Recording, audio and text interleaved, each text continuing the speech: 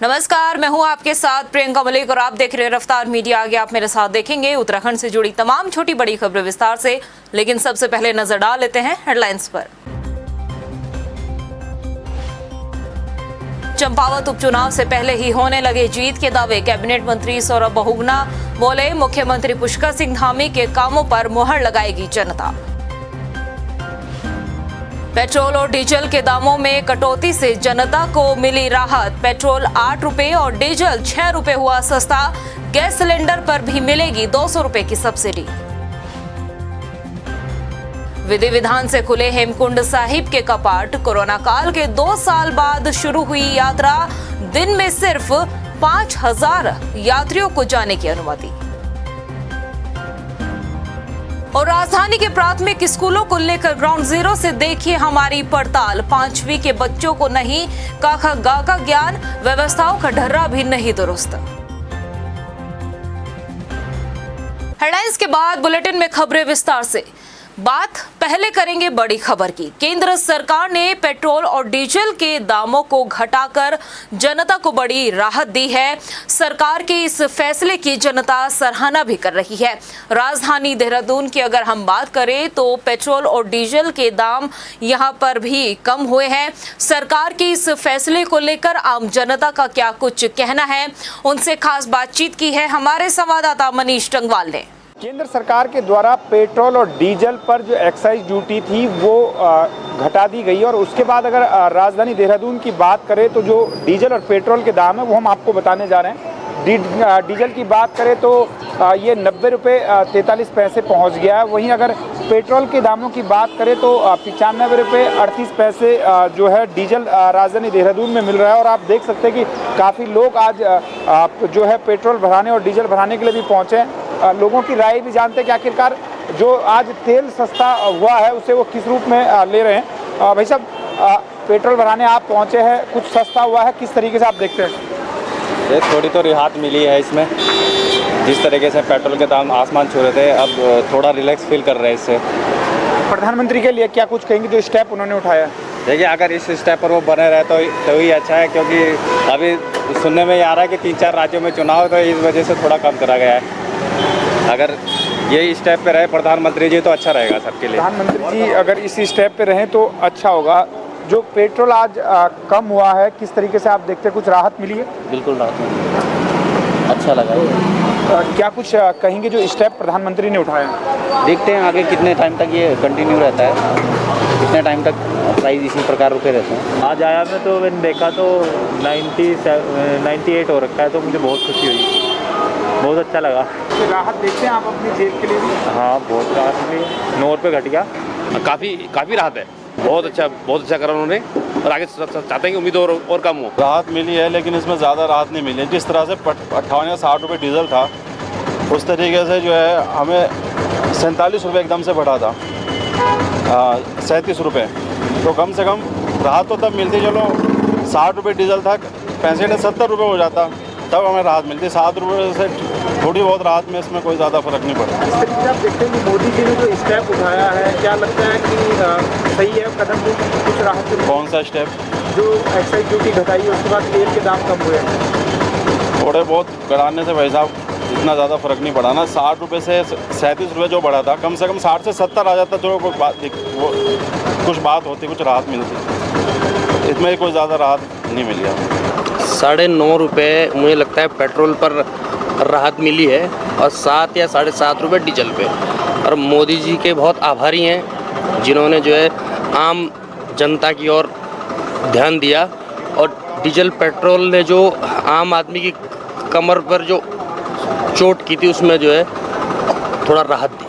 जो यहाँ पर एक राहत मिली है आम लोगों को, जो पेट्रोल डीजल के दाम कम हुए। और कुछ लोगों का ये भी कहना है कि आगे आने वाले कुछ राज्यों में चुनाव है, इसलिए ये स्टेप उठाया गया। और अगर प्रधानमंत्री इसी तरीके से अगर राहत देने की कोशिश करेंगे तो ज़रूर वो प्रधानमंत्री के फैसले का स्वागत करेंगे। कैमरा पर्सन सुशांत के साथ मनीष जंगवाल, रफ्तार मीडिया, देहरादून। वहीं पेट्रोल और डीजल के दामों में कमी आने को लेकर उत्तराखंड भाजपा काफी खुश नजर आ रही है। भाजपा के प्रदेश प्रवक्ता विनोद सुयाल का कहना है कि प्रधानमंत्री नरेंद्र मोदी आम लोगों की तकलीफ को समझते हैं, इसलिए उन्होंने पेट्रोल और डीजल के दामों के साथ ही उज्ज्वला योजना के तहत भी गैस के दाम 200 रुपए कम किए हैं। हमारे प्रधानमंत्री जी की जो सरकार है ये गांव, गरीब, किसान और आम जनता के लिए समर्पित है। पिछले 8 वर्षों के अंदर इसके सारे कार्यक्रम इस पर ही केंद्रित रहे। जब देखा गया कि डीजल और पेट्रोल के दाम बढ़ गए हैं तो माननीय प्रधानमंत्री जी ने जनता को राहत देते हुए एक बहुत बड़ा फैसला लिया है। पेट्रोल और डीजल के दामों में एक बहुत बड़ी कटौती की है। निश्चित रूप से आम जनमानस को इससे बड़ी राहत मिलेगी और जो उज्ज्वला योजना के अंदर गैस कनेक्शन वाले हैं उनको भी बहुत बड़ी राहत देने का काम गैस सिलेंडर में भी किया गया है। हालांकि कांग्रेस पेट्रोल और डीजल के दामों को लेकर अभी भी भाजपा सरकार पर हमलावर है। कांग्रेस की प्रवक्ता डॉक्टर प्रतिमा सिंह का कहना है कि मोदी सरकार जनता का खुलेआम बेवकूफ बनाने का काम कर रही है। भाजपा सरकार 50 की चीज को 100 रुपए में कर देती है और फिर उस पर 10 रुपए का डिस्काउंट देकर जनता को बेवकूफ बनाती है। मुझे लगता है कि जनता को भ्रमित करने की जो मोदी सरकार की साजिश है, अब जनता उसमें फंसने वाली नहीं है। जनता जागरूक हो चुकी है और जनता ये सवाल पूछ रही है कि आखिर क्या वजह रही कि पिछले 8 सालों में आपको 20 से 22 रुपए एक्साइज ड्यूटी जो बढ़ानी पड़ी, जो कि 2014 में बहुत कम थी। 9 रुपए प्रति लीटर पेट्रोल पे थी और आज 27 रुपए प्रति लीटर पेट्रोल पे है। तो जनता जवाब मांग रही है क्योंकि महंगाई की मार से ये देश और ये प्रदेश पूरा जूझ रहा है। मोदी जी को जवाब देना पड़ेगा। इस तरीके से जनता की आंखों में धूल झोंकने से अब कार्य चलेगा नहीं। वहीं पेट्रोल और डीजल के दाम घटने के बाद पेट्रोल पंपों पर काफी भीड़ देखने को मिल रही है। लक्सर की अगर हम बात करें तो जनता के चेहरे पर महंगाई के इस दौर में मिली राहत से काफी खुशी नजर आ रही है। आपको बता दें कि पेट्रोल के दामों में 8 रुपए और डीजल के दामों में 7 रुपए की घटत की गई है। वालों को तो खैर नुकसान है ही, क्योंकि एक साथ इतना जो रेट घटा है, बढ़ता है 60 पैसे के हिसाब से, 80 पैसे के हिसाब से, लेकिन जो 8 रुपये 7 रुपये घटे हैं इसमें पंप वालों को नुकसान हुआ है। लेकिन जनता के लिए ये काफ़ी राहत भरी खबर है। जनता को इससे बहुत फ़ायदा होगा, महंगाई भी इसमें कम होगी और देश के लिए भी अच्छी बात है। ये महंगाई कम हो रही है और जो सरकार जो है आम पब्लिक का बहुत ध्यान रख रही है, ये भी बहुत अच्छी बात है। देखो, पेट्रोल जैसे कि कम होने के लिए बहुत अच्छा हुआ है और इसमें जो है हमें यह फ़ायदा होगा कि जहाँ हमें 100 रुपये का पेट्रोल डलाना था वहाँ पर हम 50 रुपये का पेट्रोल डला के अपना काम कर सकते हैं और बहुत आसानी से जा सकते हैं और भी खर्चे कम होंगे हमारे। इससे हमें बहुत अच्छा फील हुआ है। वहीं इसके साथ ही पेट्रोल, डीजल और रसोई गैस के दामों में कटौती के बाद जनता बढ़ती महंगाई से जनता को राहत मिली है, जिसके लिए जनता सरकार के इस फैसले की सराहना भी कर रही है। महंगाई के इस दौर में जनता को जो राहत मिली है उसको लेकर गदरपुर की जनता का क्या कुछ कहना है, आप भी सुनिए। जी, बहुत ही अच्छी खबर है और भारत सरकार को धन्यवाद देना चाहूँगा कि पेट्रोल, डीज़ल और जो घरेलू गैस है इसके दाम में काफ़ी कमी कर चुकी है। तो ये बहुत ही अच्छी खबर है। और जहाँ तक सवाल है कि महंगाई का, तो महंगाई जो है ये दिन प्रतिदिन, ये किसी भी सरकार हो, महंगाई तो बढ़ती रहती है। भारत में जैसे गैस और पेट्रोल डीजल का रेट कम किया है, इसके लिए मैं पूरे जनता की ओर से मैं मोदी जी को धन्यवाद देना चाहता हूं और आगे ऐसे हमारे मोदी जी रहे और देश के लिए काम करें। जहाँ एक तरफ केंद्र सरकार पेट्रोल और डीजल के दाम कम कर रही है, तो वहीं दूसरी तरफ रोजमर्रा की खाने पीने की चीजों के दाम लगातार बढ़ते जा रहे हैं। 6 महीने तक स्थिर रहे टमाटर के दाम एक बार फिर से बढ़ गए हैं। 2 गुना बढ़ोतरी के साथ टमाटर 70 रुपए किलो तक पहुंच गया है। बढ़ती महंगाई को लेकर क्या कुछ कहना है हम जनता का, आप भी देखिए। जहां डीजल और पेट्रोल के दाम कम हुए हैं तो वहीं रोज़मर्रा की चीज़ें भी महंगी हो गई हैं। जी हां, अभी जो टमाटर के दाम है वो 70 से 80 रुपए किलो का दाम यहां पर चल रहा है। और आप देख सकते हैं मंडी में जो लोग हैं वो यहां पर रोज़मर्रा की चीज़ें खरीद रहे हैं और यहाँ के जो स्वामी हैं दुकान के, उनसे मैं पूछने की कोशिश करूँगा कि यहाँ पर किस तरह से जो एकदम से महंगाई का जो टमाटर को लेकर या और रोज़मर्रा की चीज़ों को लेकर उछाल आया है, उसे किस तरह से देखते हैं। क्या नाम है आपका? मेरा नाम सुरेंद्र है। एकदम से जो टमाटर की कीमतों में उछाल आया है, ये क्या कारण है? ये कारण फसल कम होने पे। इन दिनों टमाटर बहुत सस्ता होता था, अब की बारिश ना होने पे टाइम पे पौधा नहीं लग पाई, तो इसलिए टमाटर महंगा है। अच्छा, और क्या क्या चीज़ महंगी हुई है? ये टमाटर, आलू थोड़ा महंगा हो चुका है। जैसे आलू इस टाइम 20 रुपये, आलू 25, 26, 30 रुपये आलू बेचा है। बाकी सब्जी अभी ठीक ही चल रही है। बिल्कुल, देखिए कह रहे हैं कि फसल ख़राब होने के कारण यहाँ पे अभी महंगाई देखने को मिल रही है। जिस तरह से टमाटर ने अपना रंग दिखाया है और ज़्यादा लाल हुआ है, सब्जियों में एकदम से उछाल आया है, किस तरह से देखते हैं आप? बहुत महंगाई है, बहुत कमर तोड़ रहे हो। खाने में, ये घर चलाने में, खर्चा चलाने में बहुत मुश्किल हो रहा है। महंगाई बढ़ते जा रहा है, प्रत्येक दिन बढ़ते जा रहे हैं। टमाटर अभी 60-70 रुपये किलो है।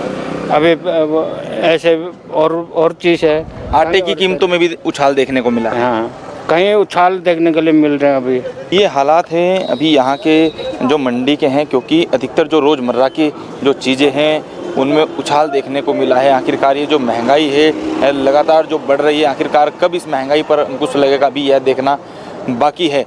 कैमरा पर्सन सुशांत के साथ हितेश त्यागी, गिरफ्तार मीडिया, देहरादून। वहीं जयपुर में 19 मई से 21 मई तक भारतीय जनता पार्टी के राष्ट्रीय पदाधिकारियों के सम्मेलन आयोजित किए गए थे, जिसमें पार्टी की आगामी रणनीति पर चर्चा हुई। तो वहीं 4 राज्यों के भारतीय जनता पार्टी को मिली जीत को लेकर प्रधानमंत्री नरेंद्र मोदी के चेहरे को श्रेय दिया गया है। उत्तराखंड से राज्यसभा सांसद नरेश बंसल का कहना है कि उत्तराखंड समेत देश के 4 राज्यों में जहां भाजपा को सत्ता में वापसी हुई है, वहां प्रधानमंत्री नरेंद्र मोदी का करिश्मा देखने को मिला है, जिस पर जनता ने एक बार फिर से विश्वास जताया है। वक्तव्य के माध्यम से हमने आपके सामने भी रखा है कि प्रधानमंत्री जी के नेतृत्व में जिस प्रकार से वर्तमान राजनीति के मिथक टूटे हैं, जैसे उत्तराखंड में मिथक था कि एक बार सरकार एक दल की बनती है, दूसरी बार दूसरे दल की बनती है, वो मिथक टूटा है और हमने दोबारा से प्रचंड बहुमत से यहाँ सरकार बनाई है। इसी प्रकार से उत्तर प्रदेश में 37 साल के बाद किसी दल ने दोबारा सरकार बनाई है, तो वो मोदी जी के नेतृत्व में हमने वो सरकार बनाई है। इतना ही नहीं, आज़ादी के बाद से 55 सालों तक उत्तर प्रदेश में शासन करने वाली कांग्रेस के अधिकांश उम्मीदवारों की जमानत जब्त उत्तर प्रदेश में हुई है। वहीं अगर हम बात करें उपचुनाव को लेकर, तो चंपावत पहुंचे कैबिनेट मंत्री सौरभ बहुगुणा ने भी उपचुनाव में मुख्यमंत्री पुष्कर सिंह धामी की जीत का दावा किया है। सौरभ बहुगुणा ने कहा कि चंपावत की जनता की नजर सिर्फ मुख्यमंत्री पुष्कर सिंह धामी और कमल के फूल पर है। चुनाव तो मात्र औपचारिकता है। विधानसभा की जनता 31 मई को एक बार फिर से इतिहास लिखने जा रही है। लगातार तैयारियां हो रही है, संगठन के द्वारा भी तैयारियां हो रही हैं। यहाँ के हमारे जिलाध्यक्ष, हमारे नगराध्यक्ष सब लगे, कार्यकर्तागण सब लगे। अच्छा माहौल है, इसलिए हम लोग कोशिश कर रहे हैं कि जितने मैक्सिमम लोगों तक माननीय मुख्यमंत्री जी का अनुमोदन और माननीय मुख्यमंत्री जी पहुँच सके, उतने में हम लोग कोशिश कर रहे हैं। और मुझे उम्मीद है कि आप जब 31 तारीख आएगा, तो सिर्फ जनता से नहीं निवेदन कर रहा हूँ, आपके चैनल के माध्यम से, कि बाहर आइएगा, वोट करिएगा। और ये चंपावत के विकास के लिए वोट है, इसलिए चूकिएगा मत और वोटिंग परसेंटेज हाई रखिएगा। बस इतना ही। पूरे विधि विधान के साथ श्री हेमकुंड साहिब के कपाट खोल दिए गए हैं। कोरोना काल के 2 साल बाद हेमकुंड साहिब की यात्रा शुरू हुई है। ऐसे में तीर्थ यात्रियों में अभी से उत्साह देखने को मिल रहा है। इसके साथ ही यात्रियों के लिए यात्रा पड़ावों में तैयारी पूरी कर ली गई है और श्रद्धालुओं के आने का सिलसिला भी शुरू हो चुका है। देखिए रिपोर्ट।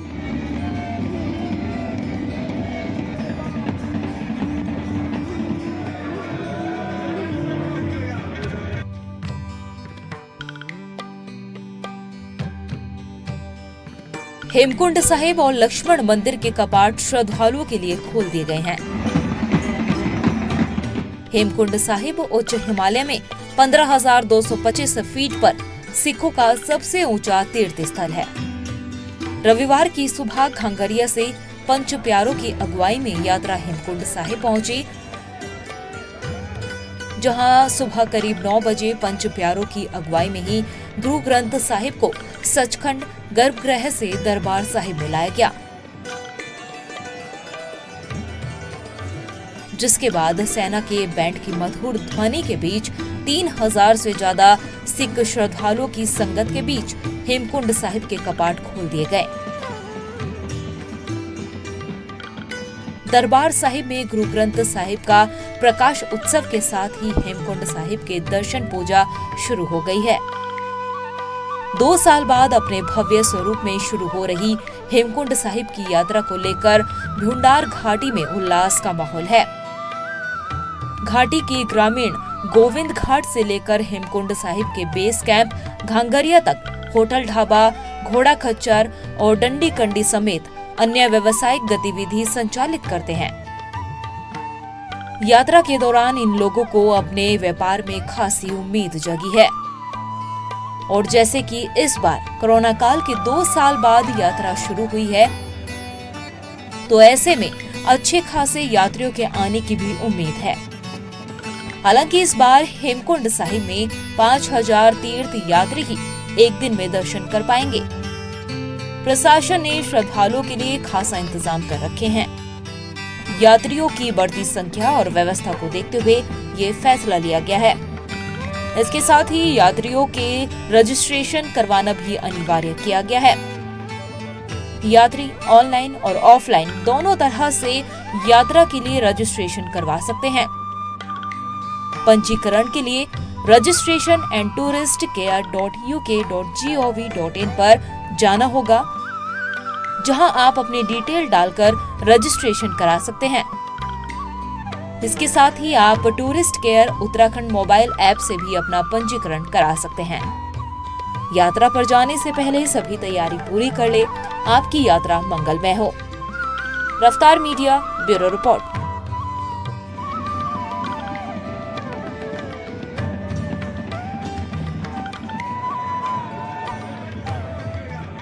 उत्तराखंड राज्य गठन के बाद से लेकर लगातार प्रदेश में स्वास्थ्य और शिक्षा के स्तर में सुधार के दावे होते आए हैं, लेकिन उन दावों में कितनी सच्चाई है, इसकी वानगी आज हम आपको अपने इस स्पेशल रिपोर्ट में दिखाएंगे। ग्राउंड जीरो पर उतरी हमारी टीम जब राजधानी देहरादून के प्राथमिक स्कूलों में वहां की व्यवस्थाओं को जांचने निकली, तो यकीन नहीं हुआ कि ये सरकार के वो दावे जिसके दम हमारा सिस्टम भर रहा है और अधिकारी भरते हैं। ये हमारी स्पेशल रिपोर्ट आप देखिए और समझिए कि ये पूरा मामला क्या है। प्राथमिक स्कूलों को लेकर खास पड़ताल। ग्राउंड जीरो पर उतरी हमारी टीम। चौंकाने वाली तस्वीरें आई सामने।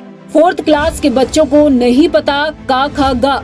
बच्चों के लिए पढ़ाई काला अक्षर भैंस बराबर। व्यवस्थाओं पर नहीं है किसी का ध्यान। सवाल ऐसे संवरेगा बच्चों का भविष्य।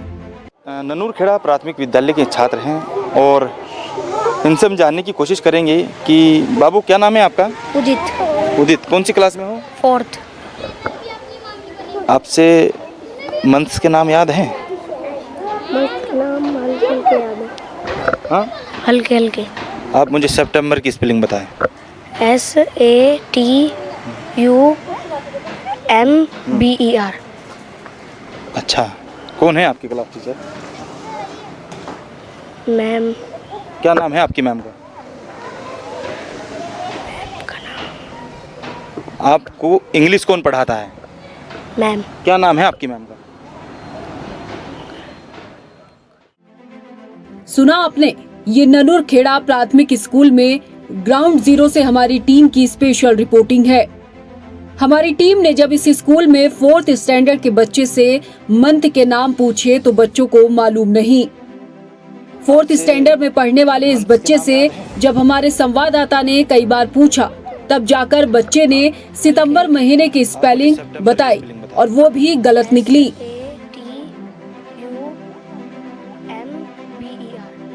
बच्चे से इंग्लिश की टीचर का नाम पूछा गया तो उसको वो तक नहीं पता। ये तो कुछ भी नहीं, चलिए दूसरे किस्से से आपको रूबरू कराते हैं। अब हमारे संवाददाता हितेश त्यागी ने इसी स्कूल की बच्ची से बात की और पूछा कि क्या उसको का ख ग का ज्ञान है, तो स्कूल में पढ़ने वाली बच्ची ने साफ मना कर दिया। आपका क्या नाम है? सोशिता। कौन सी क्लास में हो? 4th में। 4th में हो। ए आ ई आता है? नहीं। ये नज़ारा सिर्फ एक स्कूल भर का नहीं है, बल्कि देहरादून और रायपुर इलाके के तमाम प्राथमिक स्कूलों में हमारी टीम ने ग्राउंड जीरो पर जाकर व्यवस्थाओं का जायजा लिया तो यकीन करना मुश्किल हो गया कि ये हमारे सिस्टम और अधिकारियों के शिक्षा की गुणवत्ता में सुधार के कैसे पुख्ता दावे हैं। उत्तराखंड में शिक्षा नीति तो हमेशा बनाई गई है, लेकिन उन पर काम हुआ है या नहीं हुआ है ये तो सरकार ही जानती है। लेकिन अब हम पहुंचे हैं प्राथमिक विद्यालय नालापानी में, जहां पर हम आपको एक और चीज़ ऐसी दिखाएंगे जिसे देखकर आप दांतों तले उंगली दबा लेंगे। ये नज़ारा नालापानी माध्यमिक विद्यालय का है। 1 से 5 तक के बच्चे यहाँ पर पढ़ते हैं और आप देख सकते हैं कि यहाँ पर जो टीन शेड में बच्चे पढ़ने को मजबूर हैं, स्थिति ये है कि कहने को ये है कि सरकार तमाम काम कर रही है, लेकिन यहाँ के अनुसार ये जो टीन शेड है जिसके नीचे बच्चे पढ़ते हैं बैठकर, ये टीन शेड भी किसी प्राइवेट संस्थान ने लगवाई है।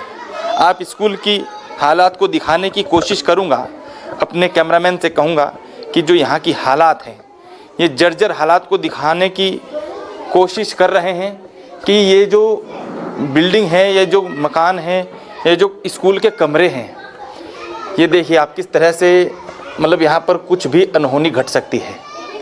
ये हालात है किस सन में ये दरवाज़ों का कार्य निर्माण हुआ होगा, लेकिन ये बच्चों की क्लास है, ये बच्चों की क्लास है जहाँ पर बच्चे बैठकर कभी पढ़ते थे। और इस कमरे का जो नज़ारा है उसे देखकर आप समझ गए होंगे कि सरकारों ने उत्तराखंड के अंदर इन बच्चों के बेहतर भविष्य के लिए क्या काम किया है। इन जर्जर स्कूलों की दीवारों के उड़ते परखच्चे और ध्वस्त व्यवस्थाओं के बीच स्कूली बच्चों का भविष्य कैसे संवरेगा, ये एक बड़ा सवाल है। शिक्षा की गुणवत्ता की बात तो छोड़िए, स्कूलों में व्यवस्थाएं का भी कोई ढर्रा नहीं है। स्कूल में बच्चों से काम कराया जाता है तो उनके लिए पीने के पानी तक की व्यवस्था नहीं है, और तो और स्कूल में मौजूद शौचालयों की बदतर हालत भी किसी से छुपी नहीं। ऐसे में जब हमारी टीम ने ननूरखेड़ा प्राथमिक स्कूल की टीचर से इस बाबत सवाल पूछे तो आप भी सुन लीजिए मोहतरमा का क्या कुछ कहना है। बच्चे कक्षा 4 के बच्चे को तक नहीं आते हैं, इसके लिए कौन जिम्मेदार? ऐसा है, जिम्मेदारी सबकी बनती है, टीचर की भी है, पेरेंट्स की भी है। खाली अकेले टीचर कुछ नहीं कर सकता ना, जब तक पेरेंट्स जागरूक नहीं होंगे। और हमारे विद्यालय में जो बच्चे आते हैं वो सारे मजदूर कैटेगरी के ही है ना, तो वो बच्चे जितना स्कूल में पढ़ते हैं उतना ही सोचो कि उनका वही उनका प्लस पॉइंट है, बाकी उनको घर में जाके कोई सपोर्ट नहीं है। तो ये भी है। और दूसरा ये है कि सर कोरोना काल के कारण जो बच्चे थे, ये बच्चे मेरे पास फर्स्ट में थे, उसके बाद ये डायरेक्ट थर्ड में आ गए। थर्ड में भी इनका पेपर वैसे ही हुआ जो क्या बोलते हैं बाल मैत्रीपूर्ण परीक्षा। तो अब ये लगा लो कि डायरेक्ट फर्स्ट से फोर्थ में आए हैं। और कुछ बच्चे जो आपने लिया अभी इंटरव्यू के लिए, वो सारे बच्चे वो थे जो कि अभी जिनका न्यू एडमिशन हुआ है, जो सरकार ने बोला कि एज के हिसाब से आपको क्लास में एडमिशन लेना है, चाहे वो बच्चा स्कूल गया है चाहे नहीं गया। देखिए, ये जर्जर हालत के बारे में तो हम लोग हर साल में जो है 2-3 बार हम लिख के देते हैं और विभाग हमें आश्वासन भी दे रहा है कि हाँ हम बना देंगे। दूसरी बात, ये टीन शेड जो है किसी एक गैरोला मैडम थी वेलम स्कूल की रिटायर्ड टीचर, उन्होंने हमें ये पूरा टीन शेड बाहर का पूरा पक्का करके दिया और ये सारा पक्का उन्होंने ही करके दिया था। तो इसी टीन शेड में हमारी 5 क्लास लगती है, क्योंकि अंदर जो है हम बिठा नहीं सकते, लेंटर बिल्कुल ख़त्म है, कब गिर जाए कुछ पता नहीं है। हैरानी होती है कि अभिभावक प्राथमिक स्कूलों में बच्चों के बेहतर भविष्य के लिए उन्हें तालीम हासिल करने भेजते हैं, लेकिन बच्चों को मिल रही ऐसी तालीम किस काम की जब 4th और 5th स्टैंडर्ड के बच्चों को बेसिक चीजें ही नहीं मालूम। स्कूलों में व्यवस्थाएं दुरुस्त नहीं, स्कूलों के टीचर बच्चों के पेरेंट्स पर ठीकरा फोड़कर अपनी जिम्मेदारियों से बचते दिख रहे हैं। सवाल हमारा सिस्टम से भी है कि कहां गए आपके वो दावे कि हर बच्चे को उम्दा शिक्षा मिल रही है। साहब, जरा धरातल पर उतरिए और स्कूलों में झांक कर देखिए तो आपको भी मालूम चलेगा कि प्रदेश में हो क्या रहा है। हमने आपको उत्तराखंड की राजधानी देहरादून के अधिकतर प्राथमिक विद्यालयों के हालात दिखाने की कोशिश की है। आप अंदाज़ा लगा लीजिए और भी जो बाकी प्राथमिक विद्यालय उनकी क्या हालत होगी। और हम खड़े हैं प्राथमिक जो शिक्षा निदेशालय है उसके बाहर। आप देख सकते हैं इस बिल्डिंग की जो चाक चौबंद है, काश उन प्राथमिक विद्यालयों की जर्जर हालात पर भी शिक्षा विभाग कोई एक्शन ले, क्योंकि जिस तरह से प्रदेश में शिक्षा को लेकर नीति बनाई जाती है, इरादे बनाए जाते हैं, नई नई योजनाएं बनाई जाती हैं, वो धरातल पर कब उतरेंगी, ये बड़ा सवाल है। क्या आखिरकार धामी सरकार शिक्षा को लेकर क्या बेहतर ठोस बदलाव लाने वाले हैं? क्या इन सब पर बड़ा काम होगा, यह देखना भी बाकी है।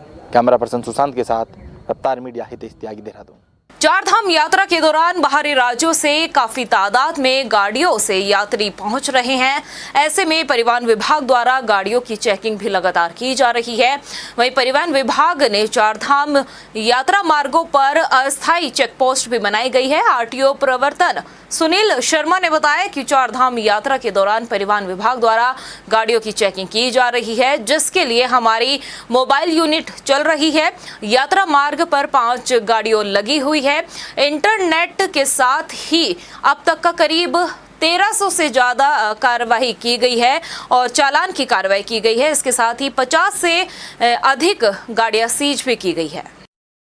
हमारे द्वारा वाहनों की चेकिंग की जा रही है, जिसके लिए हमारे मोबाइल यूनिट्स चल रही हैं, जो कि 4 या 5 गाड़ियां टोटल हो गई हैं। पहले 4 थी, अब 5 गाड़ियां लगी हुई हैं जो मोबाइल यूनिट्स हैं। और इंटरसेप्टर्स ने अब तक 1300 से ऊपर चालान कर दिए हैं और 50 से ऊपर गाड़ियां सीज कर दी हैं। उसके साथ साथ हमारे द्वारा टेम्परेरी चेक पोस्टें बनाई गई हैं, उन पर भी गाड़ियां चेक हो रही हैं। और टेम्परेरी चेक पोस्ट ने कल की शाम तक लगभग 450 से ऊपर चालान कर दिए थे और 15 से ऊपर गाड़ियां सीज कर दी थी।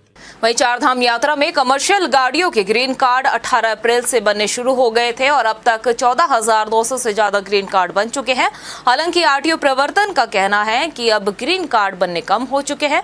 इसके साथ ही उन्होंने बताया कि परिवहन विभाग एक विशेष दल सोनप्रयाग में लगा हुआ है। सोनप्रयाग में शटल सेवा के द्वारा यात्रियों को गौरीकुंड तक भेजा जा रहा है। बाकी यात्रियों को किसी भी तरह की असुविधा न हो, इसका भी ख्याल रखा जा रहा है।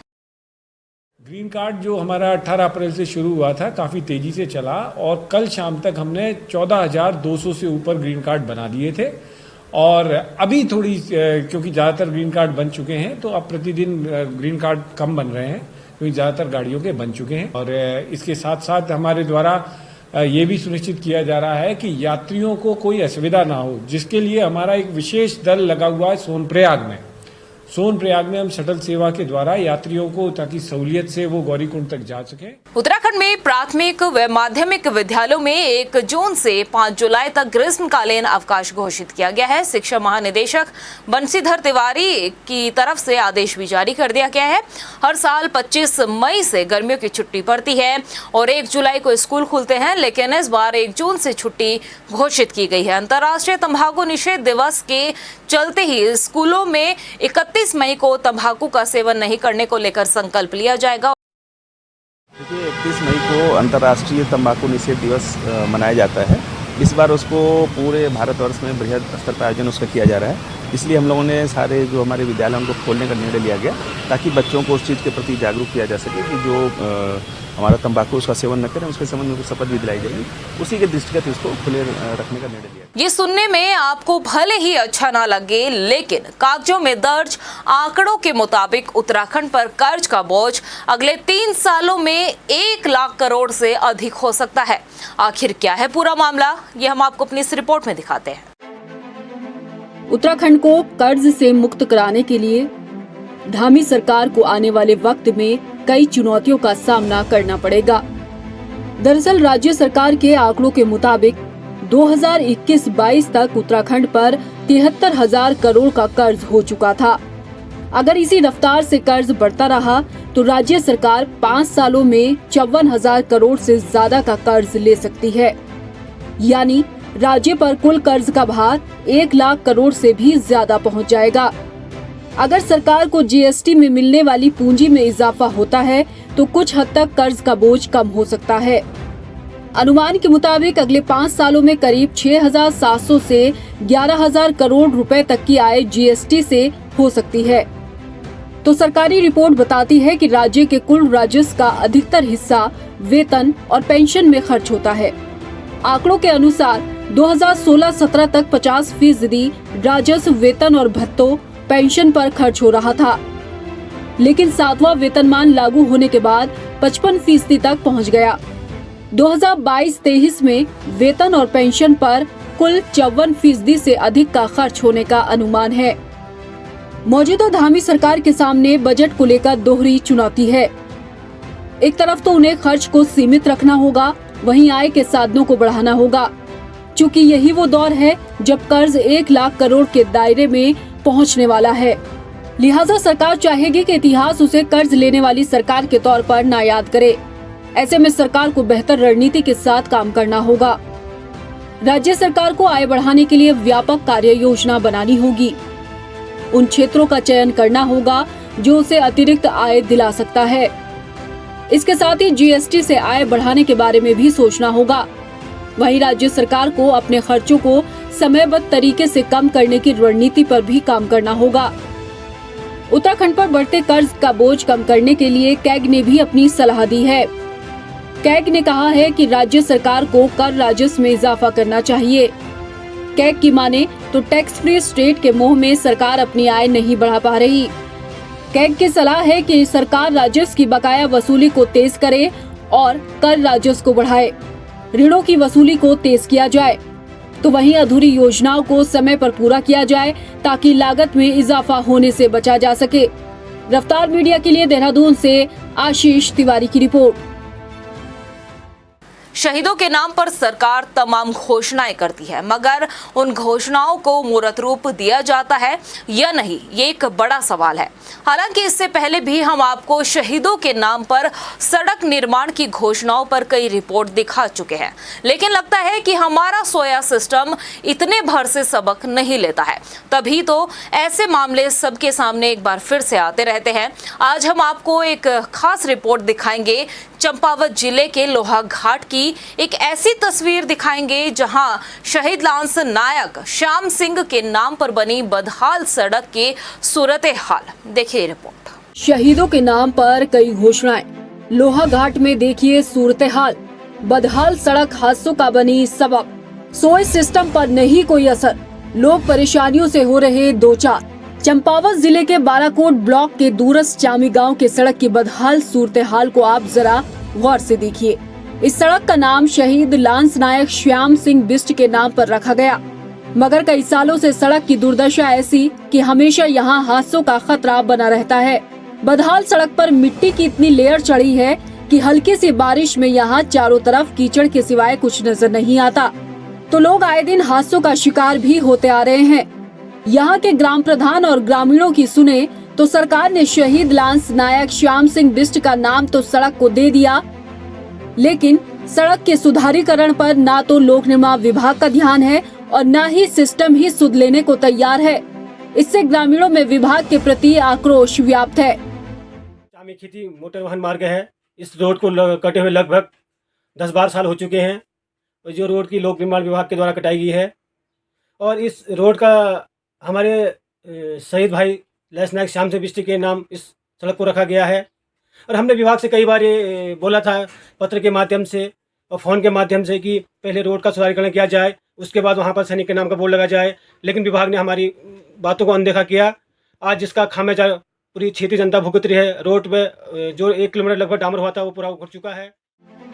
यहाँ के स्थानीय लोग चंपावत उपचुनाव के बाद आंदोलन की बात कह रहे हैं, तो वही जिम्मेदार अधिकारियों का जवाब कोई संतुष्टि देने वाला भी नहीं दिख रहा। अधिकारियों का मानना है कि आधा डामरीकरण तो हो गया है, बाकी के लिए शासन को बजट भेजा गया है, बजट मिलते ही काम करा दिया जाएगा।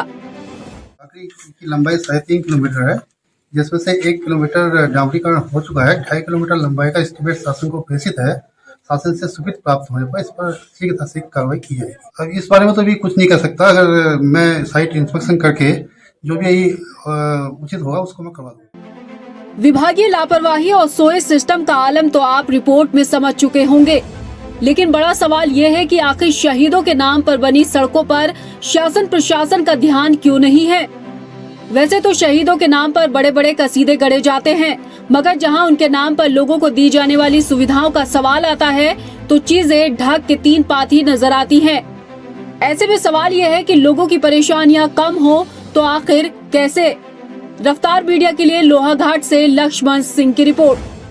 वहीं मसूरी में एंटी ह्यूमन ट्रैफिकिंग सेल ने स्थानीय पुलिस के साथ मिलकर मसूरी देहरादून रोड पर एक होटल में छापा मारकर देह व्यापार में लिप्त 5 लोगों को गिरफ्तार किया है, जिनमें 3 युवक और 2 युवतियां शामिल है। हालांकि गिरोह का सरगना होटल संचालक मौके से फरार है। देहरादून जनपद की एंटी ह्यूमन ट्रैफिकिंग सेल और मसूरी पुलिस की संयुक्त कार्रवाई में अनैतिक देह व्यापार से संबंधित 5 लोगों को हिरासत में लिया गया पुलिस की, जिनके विरुद्ध थाना मसूरी में मुकदमा पंजीकृत किया गया और इनके विरुद्ध विधानिक कार्रवाई की जा रही है। प्रदेश की खबरों में इतना ही, फिर हाजिर होंगे कुछ खास खबरों के साथ। तब तक के लिए मुझे दे इजाजत, लेकिन जाने से पहले एक नजर हेडलाइंस पर। नमस्कार। चंपावत उपचुनाव से पहले ही होने लगे जीत के दावे। कैबिनेट मंत्री सौरभ बहुगुणा बोले, मुख्यमंत्री पुष्कर सिंह धामी के कामों पर मुहर लगाएगी जनता। पेट्रोल और डीजल के दामों में कटौती से जनता को मिली राहत। पेट्रोल 8 रुपए और डीजल 6 रुपए हुआ सस्ता। गैस सिलेंडर पर भी मिलेगी 200 रुपए की सब्सिडी। विधि विधान से खुले हेमकुंड साहिब के कपाट। कोरोना काल के 2 साल बाद शुरू हुई यात्रा। दिन में सिर्फ 5000 यात्रियों को जाने की अनुमति। और राजधानी के प्राथमिक स्कूलों को लेकर ग्राउंड जीरो से देखिए हमारी पड़ताल। 5वीं के बच्चों को नहीं क ख ग का ज्ञान, व्यवस्थाओं का ढर्रा भी नहीं दुरुस्त।